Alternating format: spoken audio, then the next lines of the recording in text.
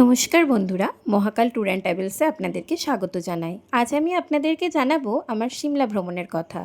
হিমাচল প্রদেশের সবচেয়ে বড় রাজধানী শহর সিমলা, শিক্ষা বাণিজ্যের এক কেন্দ্র। 1864 সালে ব্রিটিশ সরকারের গ্রীষ্মকালীন রাজধানী ছিল এটা। পরবর্তী সময়ে স্বাধীনতার পর 1966 সালে হিমাচলের রাজধানী হয়। ঝকঝকে প্রাণবন্ত এই শহর, পাহাড়ের কোলে ছবির মতো সাজানো ঘরবাড়ি, সবুজ জঙ্গল, প্রাচীন স্থাপত্যের এক সুন্দর সমন্বয়। বিশ্ব ইতিহাসের কালকা সিমলা রেলপথ, যা 100টি গুহা এবং 18টি ব্রিজ অতিক্রম করে। আমার সফর শুরু হয়েছিল হাওড়া কালকা নেতাজি এক্সপ্রেসে, ট্রেন নাম্বার 12311-এ। কালকা থেকে আমি সিমলা এসেছিলাম টয় ট্রেনে, দিন দর্শন 52459-এ। এখানে সিমলায় এসে আপনারা ম্যাল রোডের কাছে আপনাদের বাজেট অনুসারে ঘর এবং খাওয়া পেয়ে যাবেন, সমস্ত ব্যবস্থাই আছে।